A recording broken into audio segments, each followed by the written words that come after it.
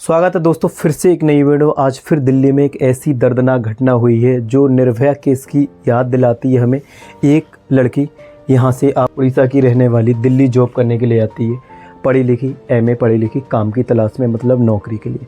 आप समझ रहे हैं ना कि दिल्ली हर इंसान जाता है नौकरी के लिए। दिल्ली में कोई ऐसी घटना होती है, दिल्ली क्योंकि भारत की राजधानी है, यहाँ पर कोई घटना होती है तो पूरे देश का, मतलब वर्ल्ड में दिल्ली का नाम आता है। और दिल्ली जो कि भारत की राजधानी है तो फिर देश पे इफ़ेक्ट पड़ता है।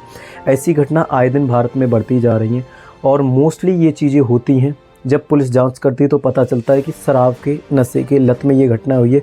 घटना को अंजाम कैसे दिया गया? 3 व्यक्ति इस घटना में मेन सस्पेक्ट हुए हैं, एक कबाड़ी, भिखारी और ऑटो वाला।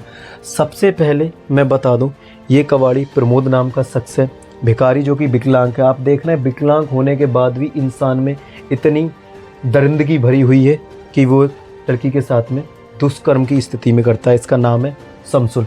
और तीसरा हमारा हो रहा है ये ऑटो वाला, प्रभु महतो है, बिहार के मोतिहार का रहने वाला है तीसरा इंसान। ये दोनों मिलकर लड़की के साथ में दुष्कर्म करते हैं, फिर उसको छोड़ देते हैं। ऑटो वाला बिठाल के लेके जाता है, फिर ये तीनों एक जगह पे मिलकर दुष्कर्म करते हैं। इन सारी चीज़ों को मेरा बताने का मतलब सिर्फ एक ही है कि वहाँ दरिंदगी तीनों में कैसे भर जाती है। आप किसी परेशान, किसी लाचार, किसी महिला को देखते, चलो मैं मानता हूँ यहाँ कोई तो एक ऐसा इंसान खड़ा होता जो उसके फेवर में, उसकी मदद के लिए खड़ा होता। दोस्तों, ये तीनों अपराधी दुष्कर्म कर कर उस महिला को यहाँ पर छोड़ के चले जाते हैं।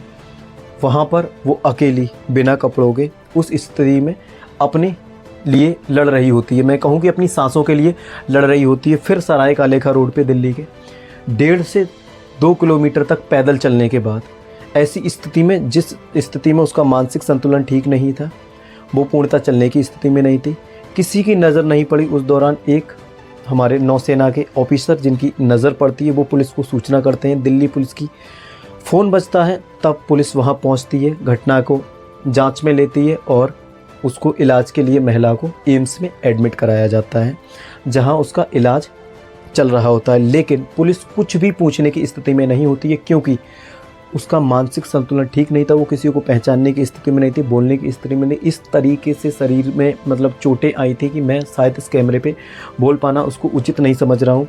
700 कैमरे खंगाले जाते हैं दिल्ली में, 150 ऑटो वालों से पूछा जाता है। पुलिस के जरिए 10 टीमें अलग अलग गठित करी जाती हैं।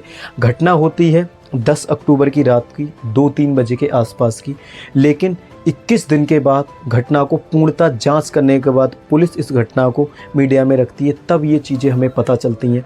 सेम ऐसी चीज़ें भारत में और भी जगह पे हो रही हैं। मैं बार बार इन चीज़ों की तरफ टारगेट करता हूं, जैसे एक हल्द्वानी में ऐसा केस हुआ, एक देहरादून में ऐसा केस हुआ, लेकिन हमें वही चीज़ें समझ में आ पाती हैं जो न्यूज़ में आ जाती हैं। कितने अपराध, कितने दुष्कर्म ऐसे हो रहे हैं जो कागज़ों में दफन रह जाते हैं, किसी को पता ही नहीं चलता है, लेकिन वही चीज़ ऊपर आ पाती है जो न्यूज़ में चलती है।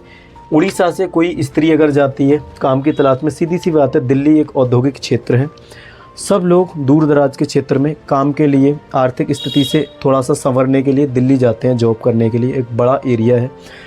इस सारी घटना को मेरा समझाने का मतलब जो है वो सिर्फ इतना ही आ रहा है। सबसे पहली प्राथमिकता देखी जाती है, पुलिस ने जब भी पूछताछ की इन लोगों से, नशे की लत में थे, तो सबसे पहली चीज़ नशा, दूसरी चीज़ इंसान में इंसानियत ख़त्म हो चुकी है। इतना दरिंदा बन चुका है कि शराब के बाद उसको यही नहीं पता चलता है हम क्या कर रहे हैं, क्या नहीं कर रहे हैं। ये सिर्फ एक अवेयरनेस वीडियो है। जैसे निर्भया केस कांड में हुआ था, सारे दोषियों को फांसी दी गई थी। मैं सिर्फ और सिर्फ हाथ जोड़कर इस वीडियो के माध्यम से, और आप सभी अगर इस वीडियो को देख रहे हैं तो मैं सिर्फ इतना ही कहना चाहूँगा सरकार से, इन दोषियों को जल्द से जल्द सज़ा दी जाए और ऐसी घटना दोबारा कोई करने की भारत में ज़रूरत और हिम्मत ना करे। इस तरह इन लोगों को सज़ा दी जाए। अभी कुछ दिन पहले की अगर घटना है कोलकाता रेप कांड की, आप देख रहे हैं मतलब कितनी तेज़ी से चीज़ें बढ़ती जा रही हैं। पूरे देश को पता था, कैंडल मास्क हुए, सारी चीज़ें रहीं, कैंडल जलते रहते हैं, न्याय नहीं मिल पाता है। अभी उस घटना में क्या हुआ क्या नहीं हुआ किसी को कुछ नहीं पता। अब इस घटना में क्या होगा क्या नहीं होगा नहीं कह सकते, लेकिन इसी घटनाओं को ऑन द स्पॉट चौराहे पे खड़े कर कर फांसी दे देनी चाहिए। इंसान को, कुछ लोगों को बुरा भी लगेगा ये चीज़, लेकिन नहीं। आप ये सोचिए ना, इंसान की मानसिकता कहाँ से कहाँ पहुँच रही है और कितना नीचे गिरता जा रहा है वो। मैं मान रहा हूँ अगर कोई इंसान अपने पेट के लिए, अपने कमाने के लिए अगर कहीं जा रहा है और उसकी मानसिक स्थिति ठीक नहीं है, वो रूम छोड़कर अगर कहीं पर रह रहा है रोड साइड में, आर्थिक स्थिति होगी या फिर कोई मजबूरी होगी तो ज़रूरी है कि उसको जीवन से हाथ धोना पड़ जाए, फिर ऐसे लोग करते हैं।